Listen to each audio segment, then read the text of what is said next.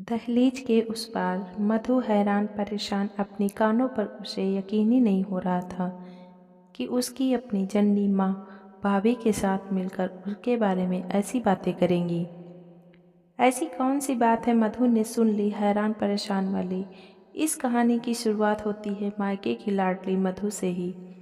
3 भाई बहनों में सबसे छोटी मधु इसलिए सबकी लाडली दिन भर चहकती रहती थी चिड़ियों की तरह और दोनों बड़े भाइयों से अपनी बातें मनवाती रहती थी अपने माँ पापा रघुवर और जानकी जी के जैसे वह जानी थी।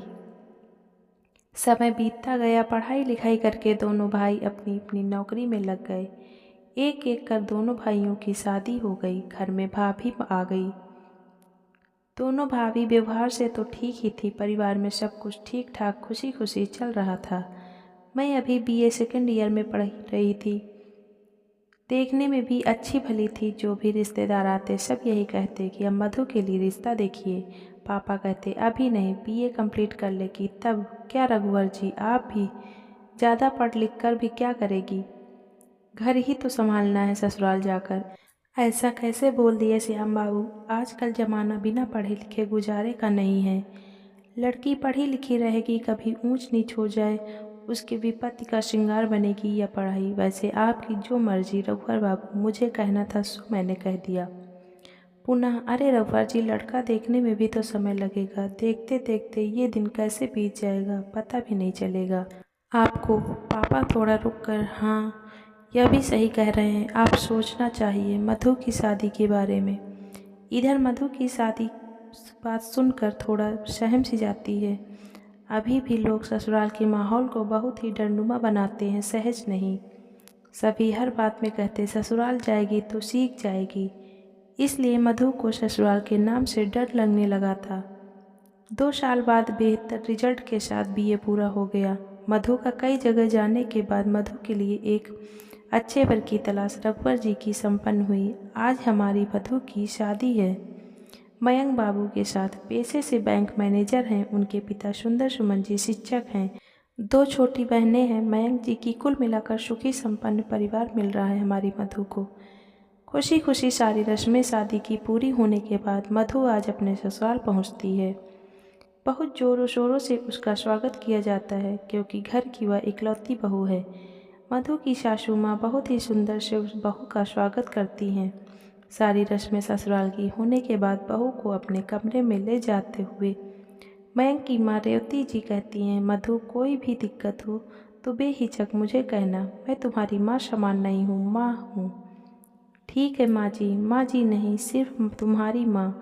दोनों बहनें एक साथ बोलती हैं। और फिर मेरी माँ, अरे तुम सबकी माँ। 2 बेटी थी, अब 3 हो गई। मुझे हंसते हुए चलो अब मधु को आराम भी करने दो। मधु को हैरत हो रही थी कि यह सिर्फ मेरी सासू माँ का दिखावा था या फिर सच में मयंक जी की माँ ऐसी हैं।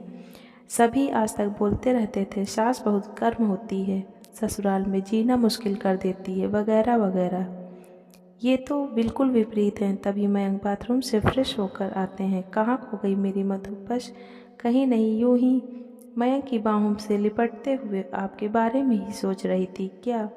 कभी नहीं बताऊंगी, सो जाइए। दोनों सो जाते हैं कल की नई सवेरे और नई उम्मीदों के साथ। सुबह जब आंखें खुलती हैं मधु देखती है कि रेवती जी सारा काम कर चुकी होती हैं। मधु पहले तुम स्नान करके पूजा कर लो, फिर सभी साथ में नाश्ता करेंगे। जी ठीक है। मधु माँ, आपने मुझे जगाया क्यों नहीं, कुछ काम में हाथ बटा देती मैं भी। अरे बेटा, अभी तुम्हारे मेहंदी के रंग हैं, इसे आराम से रहने दो। ये रंग जितना लंबा चलेगा तुम लोगों का जीवन उतना ही सुखी रहेगा। मैं हूँ ना अभी, और कौन सा कहती हूँ कि तुमको नहीं करना है। मेरे बुढ़ापे का सहारा तुम ही तो बनोगी। 2-4 दिन इसी तरह बीत गए। मधु, मुझे मम्मी के यहाँ जाना है। कोई बात नहीं, रेवती जी ने कहा। मयंक, मधु को जाओ मम्मी के यहाँ से घुमा लाओ। ठीक है माँ। जब मधु अपनी मम्मी के यहाँ जाती है तो 1-2 सप्ताह रुक जाती है। यह बातें सुंदर सुमन जी को अच्छी नहीं लगती। हमेशा कहते कि आप बहू को सर चढ़ा दिए हैं। बेटी कहकर शादी के बाद इतना कोई मायके जाता है क्या? रेवती जी कहती कि अभी बच्ची है, ना समझ है। जब बाल बच्चे होंगे तो खुद ही जिम्मेदारी का एहसास होगा। थोड़े दिन में समझदारी आ जाएगी कि ससुराल ही उसका अपना घर है। अभी तो मैं हूँ ना घर देखने के लिए। बच्ची है, जाने दीजिए। धीरे धीरे समय अपनी गति से बीत गया। 5 साल बाद 2 बच्चे की माँ बन गई, लेकिन फिर भी उसकी आदत नहीं छूटी मायके जाने वाली। जब मन हो तब कोई बहाना बनाकर मायके चली जाती। बच्चे को अपनी माँ यानी रेवती जी पर छोड़ देती निश्चिंत। इधर मायके में दोनों भाभियों को इसका इतना बार बार आना जाना अच्छा नहीं लगता था। ना ही माँ को दोनों भाभियों के बीच मधु की वजह से हमेशा अनबन बनी रहती थी। इस बार मधु जब मायके आई मयंक जी के साथ, रात में तो सब ठीक था।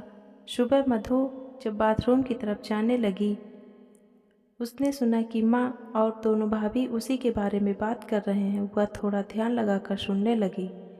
दोनों भाभी कह रही थी, क्या दिक्कत है मधु जी को अपने ससुराल में? इतनी अच्छी सास, इतना अच्छा परिवार मिला हुआ है, फिर भी जब देखो तब यहाँ आ जाती हैं। कह तो भाभी सही रही थी, मुझे ससुराल में कभी ससुराल जैसा लगा ही नहीं। लेकिन मैंने कभी इस बारे में सोचा ही नहीं। दुनिया जैसे बोलती थी यही भ्रम मेरे दिमाग में भी लगा रहा हुआ था कि ससुराल यानी लड़कियों के लिए सजा। खुद तो आती ही है, मयंक जी को भी ले आती है। स्वागत में कम खर्चे होते हैं क्या? माँ भी बोल रही थी। हाँ सही बात है, इस वक्त तुम दोनों झगड़ा मत करो, मैं मधु से बात करूँगी। तभी मधु माँ से लिपटते हुए, आज के बाद मैं बिना किसी ओकेजन कभी नहीं आऊँगी, यही मेरा फैसला है। यही सही है माँ। मधु की आंखों से आंसू जैसे रुकने का नाम ही नहीं ले रहे थे। नम आंखों से ही तुरंत वह मयंक जी के साथ अपने ससुराल पहुंच जाती है। रेवती जी से लिपटकर फूट फूट कर रोने लगती है और कहती है, मेरा मायका छूट गया दहलीज के उस पार। रेवती जी, अरे पगली, तुम्हारा दूजा मायका हमेशा तुम्हारा इंतजार कर रहा है। अपने घर को रोशन करो, यही तुम्हारा असली मायका है। माँ ने कहा, हाँ माँ, मैं हमेशा के लिए अपने माँ के लौट आई। हंसते हुए